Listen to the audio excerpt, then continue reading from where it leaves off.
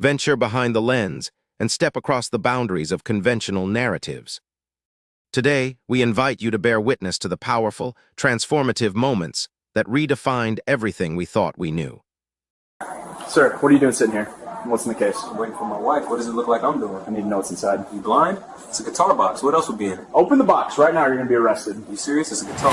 Hospital security guard Michael Brennan saw a black man sitting in the lobby with a guitar case at his feet, and without observing any threatening behavior or attempting to speak with the man, Brennan called 911 and reported a suspicious individual with a possible weapon because in his mind, a black man with a large case in a hospital lobby couldn't be anything but a threat. When officers Patrick Doyle and Matthew Rollins arrived, they approached the black man, Victor Ellison, and demanded he open the case immediately or he would be arrested for obstruction and failure to cooperate with a lawful investigation. What security guard Brennan and the responding officers didn't know was that Victor Ellison was a professional musician who had played on Grammy-nominated albums, that the case contained a $12,000 vintage Martin guitar he had just picked up from a luthier, and that Brennan's racially motivated call and the officers' aggressive response would trigger a lawsuit that would cost the hospital and the city nearly $1 million. Before we go further, what city or country are you watching from? Drop it in the comments. We love seeing where you're tuning in from. And if you believe a black man should be able to sit in a hospital lobby with a guitar case without police being called, like this video and subscribe. Memorial Hospital on a Thursday afternoon in mid-April looked exactly the way hospital lobbies always look. People sitting in chairs waiting for appointments, visitors checking in at the front desk, staff members in scrubs moving between departments with clipboards and tablets, the sound of phones ringing at the reception desk, the low hum of conversations, the occasional announcement over the PA system calling doctors to different floors. It was busy but not chaotic, routine but not quiet, and nobody in that lobby was doing anything that would make a reasonable person feel unsafe. Victor Ellison sat in a chair near the east wall of the lobby, with his phone in one hand and a guitar case resting upright on the floor between his feet. He was 42 years old, a professional session musician and guitarist who had spent the last 20 years playing on albums for artists whose names people would recognize, performing in studios across 3 states, and building a reputation as someone you called when you needed a guitarist who could play anything from jazz to blues to classical without needing more than one take. He was wearing dark jeans, a button-down shirt with the sleeves rolled up, and clean leather shoes that had seen some wear but were well maintained. His hair was neat, his appearance was professional, and he looked like exactly what he was. A working musician who had somewhere to be later and was killing time while he waited.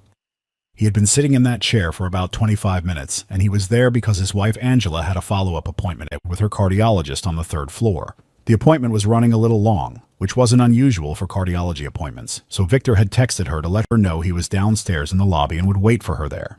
He had his guitar with him because he had just picked it up from a luthier who had spent 3 weeks doing restoration work on a vintage 1968 Martin D28 that Victor had bought at an estate sale 2 years earlier. The guitar was worth about $12,000 now that the restoration was complete, and Victor wasn't about to leave it in his car in a hospital parking lot while he waited. He scrolled through his emails, responded to a text from a producer asking if he was available for a session next week, and checked the time. Angela's appointment should be finishing up in the next 10 minutes. He put his phone in his pocket and looked around the lobby, watching people come and go, not thinking about anything in particular. That was when Michael Brennan walked past. Brennan was 48 years old and had been working as a security guard at Memorial Hospital for 6 years. He wore a uniform that included a badge, a radio clipped to his belt, and an expression that suggested he took his job very seriously. Over those 6 years, Brennan had built a reputation among the hospital staff for being overly vigilant in ways that some people found reassuring and others found uncomfortable. He had been the subject of 3 formal complaints from black visitors to the hospital, all of them claiming he had followed them through the building, questioned them about why they were there, or treated them with suspicion when they were just visiting family members or waiting for appointments. All 3 complaints had been filed with hospital administration, noted in his personnel file, and addressed with verbal warnings that never resulted in any actual disciplinary action. Brennan walked through the lobby on his routine patrol, and his eyes landed on Victor sitting in the chair with the guitar case at his feet. He slowed his pace and stopped about 15 feet away, standing near a column where he could watch Victor without being directly in his line of sight. Brennan stared at Victor for a full 2 minutes, watching him scroll through his phone, watching him adjust the guitar case slightly so it wasn't blocking the aisle, watching him do absolutely nothing that could be considered threatening or suspicious. But in Brennan's mind, None of that mattered. What Brennan saw was a black man sitting in a hospital lobby with a large case, and his brain filled in the rest with assumptions that had nothing to do with evidence and everything to do with bias. A black man with a case that size could be carrying anything. A weapon, drugs, something dangerous. And even though Victor was sitting calmly, dressed professionally, and doing nothing more threatening than checking his phone, Brennan had already decided what he was looking at. Brennan walked away from the column and went directly to the security office on the first floor.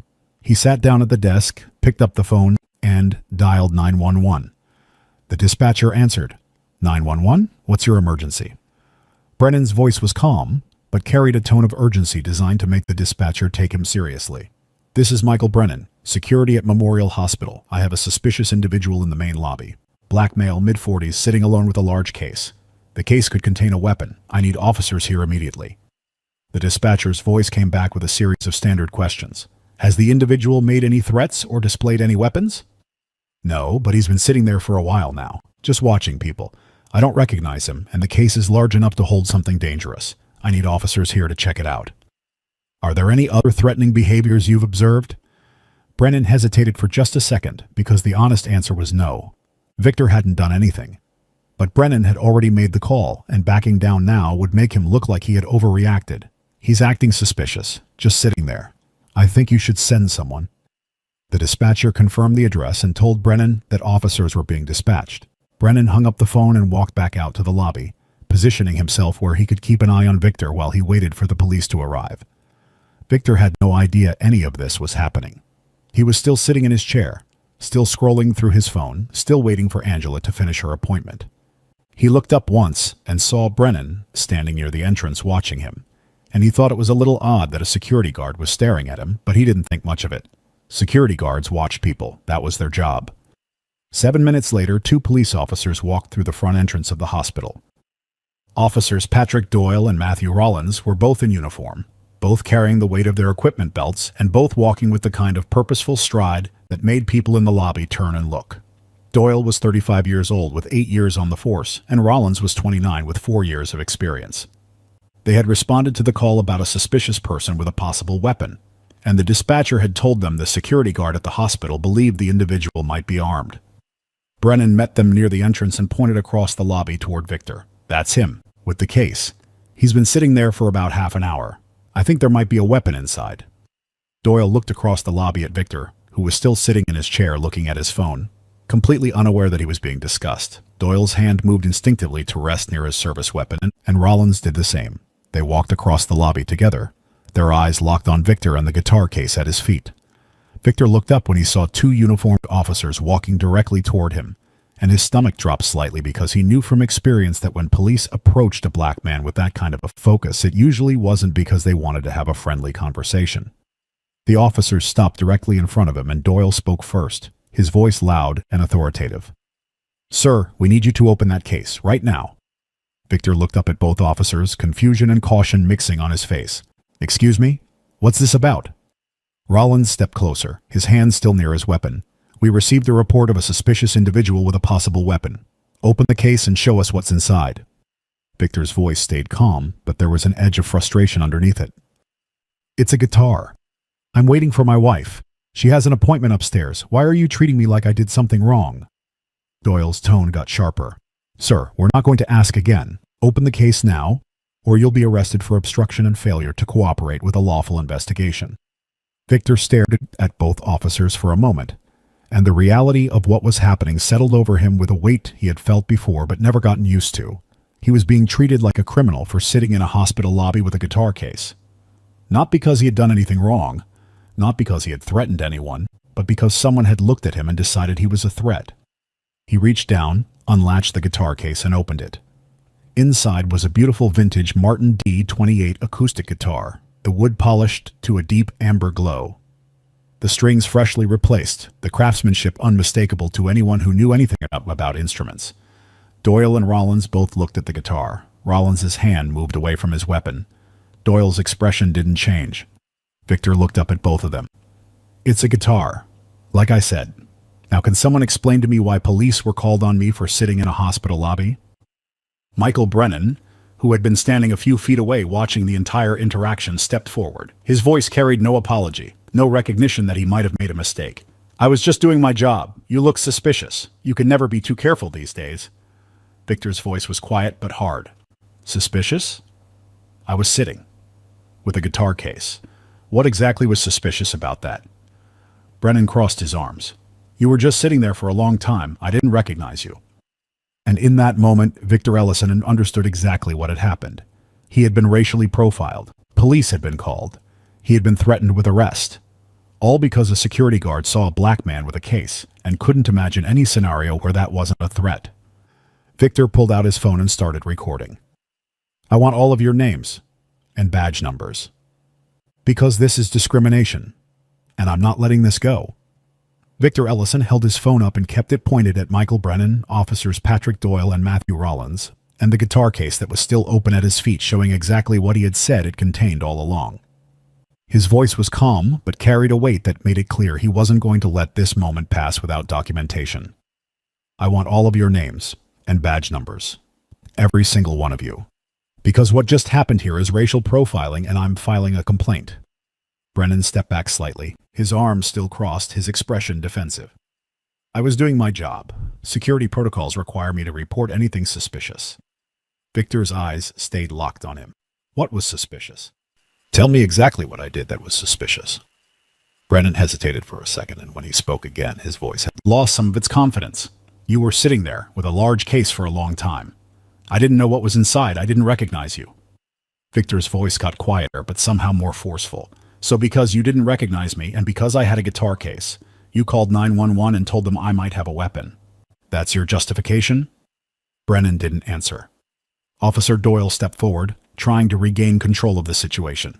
"Sir, we were responding to a call. When security reports a potential threat, we have to investigate. You can understand that." Victor looked at Doyle and shook his head slowly. "No, I don't understand that. Because I wasn't a threat. I was sitting in a chair. I wasn't bothering anyone. I wasn't acting erratically.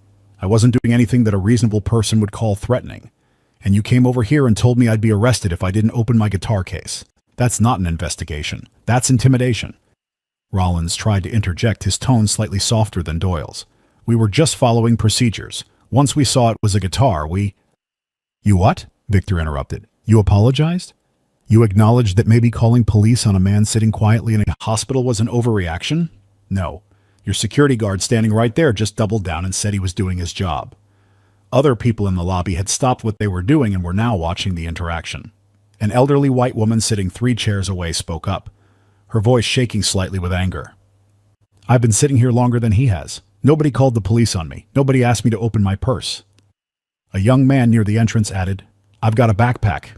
Nobody demanded I show them what's inside." Another visitor, a middle-aged black woman, stood up from her chair and walked closer. "This is exactly what we're talking about.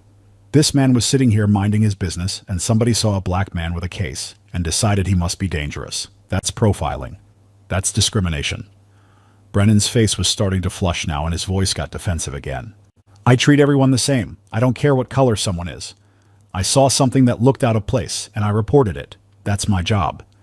Victor's voice cut through the room. "If you treat everyone the same, then why didn't you ask me what was in the case before you called 911? Why didn't you have a conversation with me? Why did your first instinct go straight to calling police and saying I might have a weapon?" Brennan had no answer for that. A hospital supervisor who had been working at the front desk heard the raised voices and walked over to see what was happening. Her name tag identified her as Karen Mitchell, and when she saw the open guitar case, the 2 police officers, and the small crowd of people watching, her expression shifted immediately to concern. "What's going on here?" she asked, looking between Brennan and the officers. Doyle started to explain, but Victor spoke first. "Your security guard racially profiled me. He called police and told them I had a possible weapon. I've been sitting here for half an hour waiting for my wife, and the only thing I did wrong was exist while black with a guitar case." Karen looked at Brennan. "Michael, is that true? Did you call police?" Brennan nodded. "I saw him sitting with the case. I didn't know what was inside. I thought it was safer to—" "Safer?" Victor's voice rose slightly.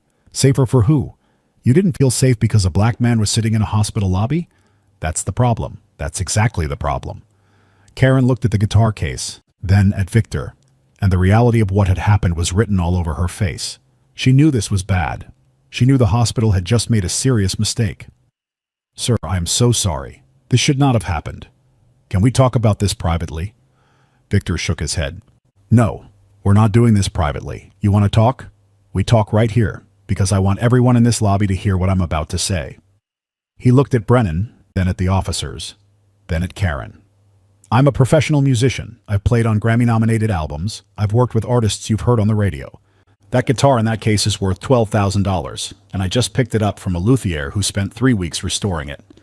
I came here to wait for my wife while she finished an appointment. And I was treated like a criminal because your security guard couldn't imagine a scenario where a black man with a case wasn't a threat." He paused, and when he spoke again, his voice was steady and cold. "I'm filing a formal complaint. I'm requesting all security footage from this lobby. I'm contacting my attorney, and I'm making sure that what happened here today doesn't get swept under the rug." Karen tried to respond, but Victor wasn't finished. "You can apologize all you want, but apologies don't change the fact that I was sitting here peacefully and police were called on me. Apologies don't change the fact that I was threatened with arrest for not opening my guitar case fast enough. And apologies definitely don't change the fact that this happens to black people every single day in places just like this. And most of them don't have the resources to fight back." Just then, the elevator doors at the far end of the lobby opened, and Angela Ellison stepped out. She saw Victor standing with his phone in his hand, saw the 2 police officers, saw the crowd of people watching, and her face went from confusion to anger in the span of about 2 seconds. She walked quickly across the lobby. "Victor, what's going on?" Victor turned to her, and his expression softened slightly. "They called the police on me for sitting here with my guitar." Angela looked at Brennan, then at the officers, and her voice came out sharp and furious. "You did what?" And the situation, which was already tense, was about to get much worse for everyone involved. Angela Ellison stood in the middle of the hospital lobby, with her hands on her hips and her eyes moving between Michael Brennan, officers Patrick Doyle and Matthew Rollins, and the hospital supervisor Karen Mitchell, and the fury in her expression made it very clear that she was not interested in hearing excuses or apologies. She had just finished a 2-hour cardiology appointment, and she had walked downstairs expecting to find her husband waiting peacefully, not standing in front of police officers with a crowd of witnesses watching. "Someone better explain to me right now why my husband was threatened with arrest for sitting in a hospital lobby." Karen tried to step in first, her voice careful and diplomatic. "Ma'am, there was a misunderstanding. Our security guard saw your husband with a large case and called police as a precaution. We're very sorry for any—" Angela cut her off immediately. "A misunderstanding? He was sitting with his guitar. That's not a misunderstanding. That's racial profiling." Brennan tried to defend himself again, his voice getting louder. "I didn't know it was a guitar. The case was large. I was concerned for public safety." Angela turned on him and her voice dropped to something cold and precise. "Public safety? My husband is a professional musician. He's been playing guitar for 25 years. He's worked on albums that have been nominated for Grammys. He was sitting here waiting for me, and you decided he was a threat because you couldn't imagine a black man with a guitar case doing anything but carrying a weapon." She pulled out her own phone and opened it to a website. "You want to know who my husband is? Let me show you."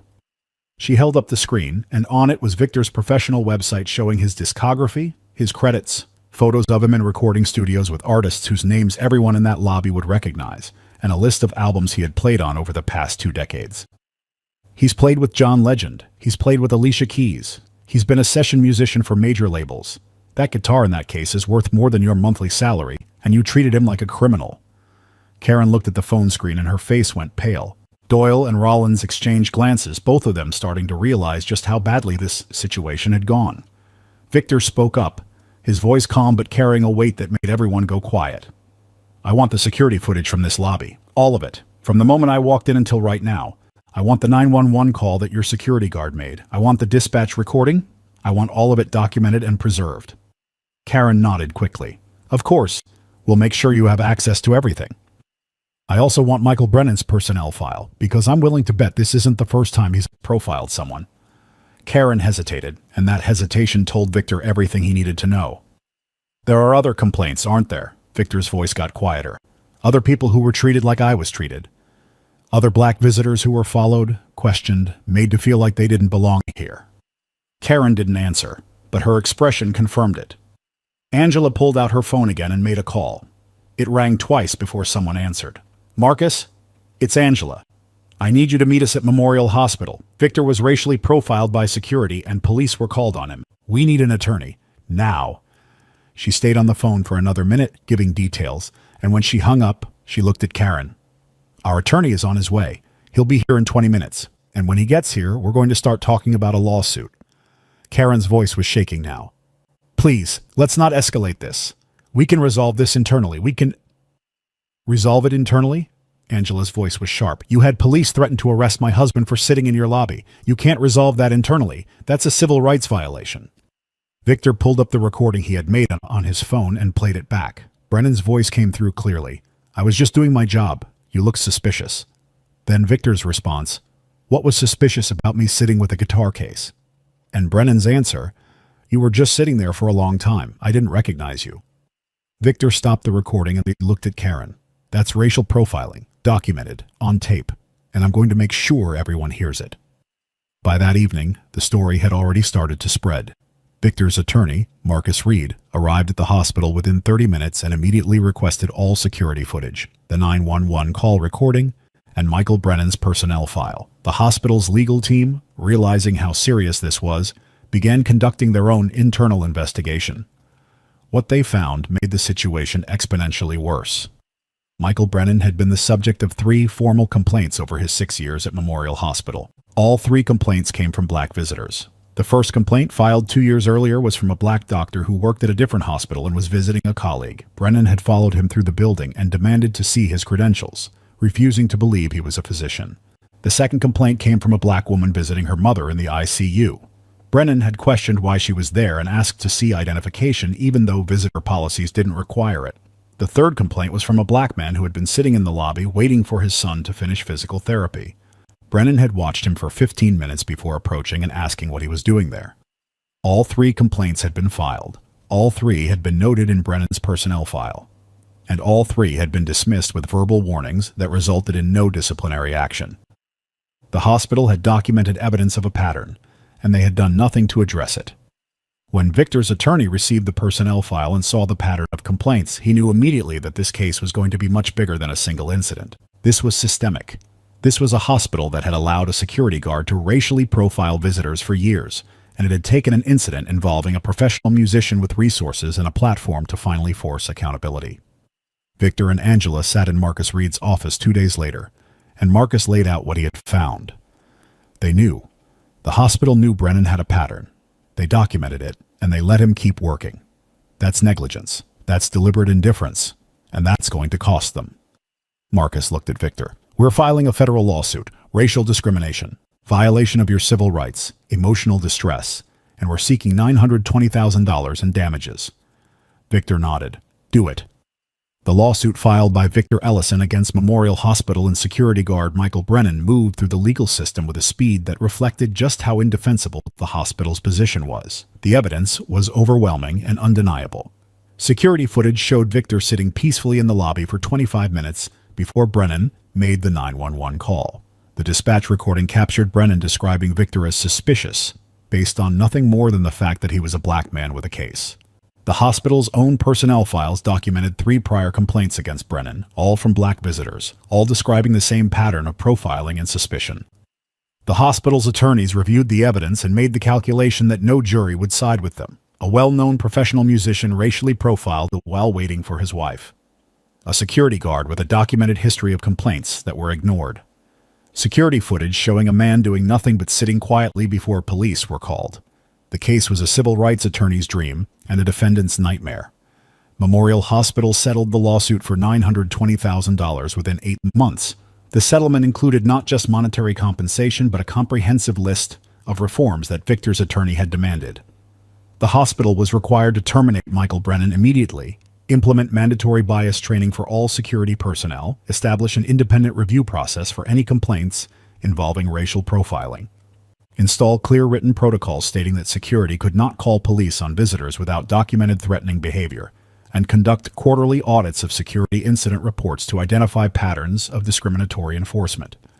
Michael Brennan was fired 3 weeks after the incident. He was 48 years old with 6 years of experience in hospital security, and his termination was based on racial profiling, making a false report to police, and demonstrating a pattern of discriminatory conduct that the hospital had documented but failed to address. He appealed the termination, and his appeal was denied. No other hospital in the region would hire him once background checks revealed the reason for his firing. He eventually found work as a night shift security guard at a shopping mall, making half of what he had earned at the hospital, and his name remained permanently attached to the case as it was covered by local and national media. Officers Patrick Doyle and Matthew Rollins were not disciplined by their department, as they had been responding to a call and had no way of knowing that the security guard's report was based entirely on racial bias. However, the incident became a key example in new department training on how to respond to suspicious person calls. Officers were now required to assess the situation independently rather than simply acting on the caller's characterization, to ask clarifying questions before making demands, and to understand that threatening arrest for asserting constitutional rights violated department policy and the law. The case had a ripple effect beyond Memorial Hospital. 3 other hospitals in the city conducted their own internal reviews of security complaint records and found similar patterns of ignored complaints involving Black and Latino visitors. 2 other security guards with complaint histories were terminated. Hospital systems across the region updated their security protocols and training programs, using Victor's case as a cautionary example of what happens when patterns of bias are documented but not addressed. Victor used a portion of the settlement to establish a music education fund that provided instruments and lessons to underprivileged youth in underserved communities. He continued his successful career as a session musician and became a vocal advocate against racial profiling in public spaces. He gave interviews, spoke at conferences, and shared his story to highlight how racial bias operates even in places like hospitals where people are supposed to feel safe. The vintage Martin guitar that had been at the center of the incident remained one of Victor's most prized possessions. He played it on several high-profile recording sessions after the lawsuit was settled, and he would occasionally tell the story of how that guitar had been mistaken for a weapon by a security guard who couldn't imagine a black man in a hospital lobby being anything other than a threat. 5 years later, Memorial Hospital has not had another incident of racial profiling by security staff. The reforms implemented as part of the settlement remain in place, and the independent review board has processed dozens of complaints with transparency and accountability. Michael Brennan still works night shifts at a shopping mall, and his name is still the first result when you search for examples of racial profiling in healthcare settings. The security footage of Victor sitting peacefully with his guitar case, followed by police approaching him with aggression, is now used in training programs across the country as a clear demonstration of how racial bias can turn a harmless situation into a civil rights violation. The 911 call where Brennan describes Victor as suspicious for sitting with a case is played in workshops on implicit bias to show how assumptions based on race can lead to law enforcement responses that have no basis in actual threat. The lesson was expensive, public, and permanent. A guitar case is not a weapon. Sitting in a hospital lobby while black is not suspicious. And institutions that document patterns of discrimination but fail to act will pay the price in lawsuits, reforms, and reputations that take years to rebuild. Victor Ellison never got an apology from Michael Brennan, but he got something more important: accountability, reform, and a $920,000 settlement that sent a message to every hospital, every security company, and every person in a position of authority. Racial profiling has consequences, and those consequences are expensive. If you believe a professional musician should be able to sit in a hospital lobby without police being called on him, share the story. What reforms do you think hospitals need to prevent security guards from profiling visitors? Drop your answer in the comments. And if this reminded you that a guitar case is not a weapon and sitting peacefully is not a crime, subscribe. We're not stopping until every person can exist in public spaces without being treated like a threat based on the color of their skin. Asterisk. Documents and official records are the absolute foundation of our history, framing the stories that shape our reality. Every story is a relentless pursuit of genuine truth. Thank you for dedicating your valuable time to investigate these truths with us.